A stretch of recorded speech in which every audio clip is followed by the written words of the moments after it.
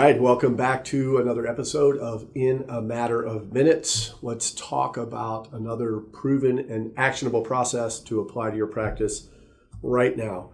And in this particular episode, I want to talk about the idea of branding and marketing and design and everything that goes into it. Now, before we get started, here's what you have to ask. Is this about us or is this about you? And here's where I want to go with that. Listen, the whole idea of starting a branding and marketing process, I don't hate that there are marketing companies out there that can do this kind of thing for you. I've got deep roots in the industry, and so I understand that.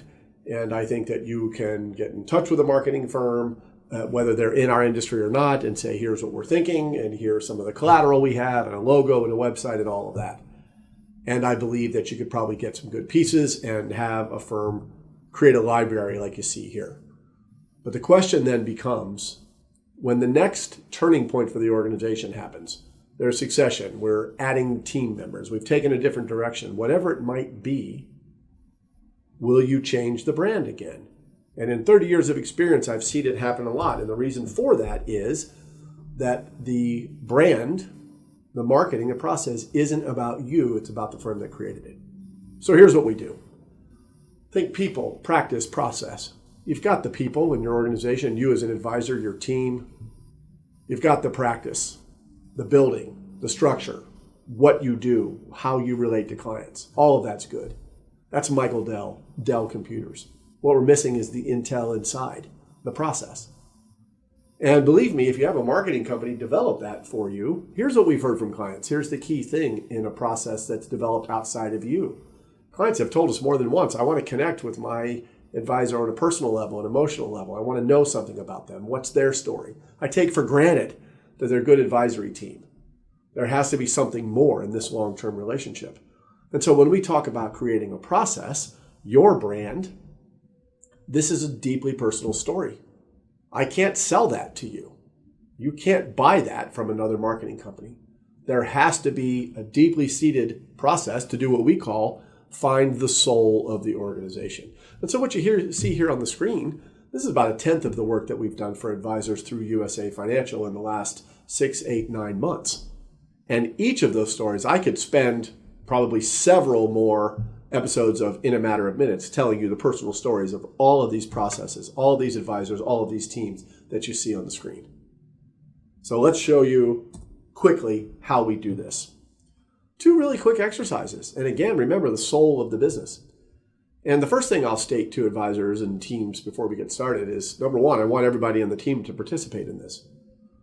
Number 2, if you have a value proposition, you have a mission statement, I'm going to challenge you to think about it. I'm going to challenge you to go around the table as a team and repeat it back to me the same way.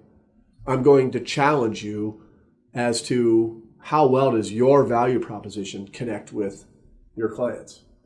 How well can they repeat it back? How well do they internalize it and turn around and socialize it? We find from talking to them very little. We've had clients say, yeah, the value proposition of my organization, actually, it was written on the wall. It was painted on the wall. There's all these beautiful words. Fantastic. And we'll say things like, well, what does that mean to you? And clients will say, well, the word's very meaningful. And, if the team really lives by those and acts on those, and that's the way they conduct themselves professionally, well, then it's going to roll right downhill to us, and it'll mean something. And then I push them a little further and I say, well, just the words right now don't mean anything to me. So we're not about building value propositions or mission statements. Not that I'm disrespecting where they come from. But what we want to start with is what we call a statement of intention. The very word intention is outward facing. If you intend to do something, someone or something has to be the recipient of it. And indeed, the word statement of intention resonate with clients. So we'll start with 6 simple categories. And you know what? These are conversations you've probably had as a team and throughout the course of your careers. I want to know what you think your culture is. How do your customers and clients describe your culture? How does all of your team describe the culture? Describe to me your ideal client by attitudinal qualities, not by assets alone. That's a given. That's the low bar. Let's talk about the types of people that they are. What about your voice? How do you think people hear you? How do they receive your message? And how do you know? What about the feeling? When clients do business with you, they They've invested money with you. They've done risk management, annuities, or insurance with you. How do they feel when they leave? What's the impact, the intangible impact that you have on them? And what is your X factor? And what we're going to ask you to do, no rocket science here. In fact, it's just the opposite of rocket science, but it starts to reveal something, not only to us, but to you as a team. Put all your words there. This is a live exercise we've done with a USA firm recently. They're the words. Meaningful stuff. Meaningful stuff. There are too many words. And every exercise we've ever done with every team, actually we have a blast. This is a fun exercise. And the conversation is really engaging and it's electric as we really try to define the firm. You send this exercise back to us, I'm going to get my brand and design team on the phone with you, and we're going to go through these words. And the goal was going to be to get down to one in each category. And from that, the statement of intention is born. Now, you can read that to yourself and imagine how it's received by a prospect or a client. This does typically become client-facing. We've seen it used on websites. We've seen it made into a placard that's in reception or in the admin area. We have one firm in San Diego that we partnered with that actually made about an 8-foot banner, and it hangs from the ceiling as you walk in the office. Under the umbrella of creating professional contrast, when your client comes in and reads this, what does it say to them? What is it that we intend to offer and provide here? Panoramic financial planning.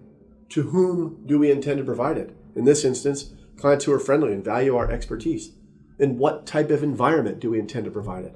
An authentic environment, and our voice is one that's strategic and balanced. What is the intended outcome? We help our clients feel empowered, and we provide them with clarity about their financial futures. How do we intend to do that? Through a proprietary process that we call the SAIL formula. Now, intention, outward facing. Does that sound like anyone else in your community? Of course it doesn't. From there, the exercise gets even simpler. I really want to know, what type of person are you? What do you do? Do you read books? Do you watch movies? Have you done coaching before? Are you a person of faith? How did you raise your kids? Where do you go on vacation? What do you do to decompress? What about you? Tell us. Share that with us.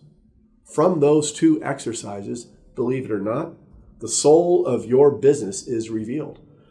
Our goal is to help you find it, locate it, give it a voice, give it a name, give it an identity. And I can tell you, and we can line up advisors that would share this with you, this is the bottle of wine. This is the handle. This is what your clients feel compelled to turn around and talk about. And once we've done that part of it, from there, we can build a meaningful library, a brand library, client-facing pieces, update the website, do all of those things so that the brand is consistent and congruent and runs throughout every means of communication that you have between yourselves, your team, your clients, your prospects. And of course, every brand is unique. So as you come to that fork in the road and you're wondering, what are we going to do about our brand and our marketing? If you haven't engaged with the protocol division at USA, find us. Let's find the soul of your business and change how your clients and prospects perceive what you do and turn around and describe it. And until we have that phone call, stay grateful and make the minutes matter.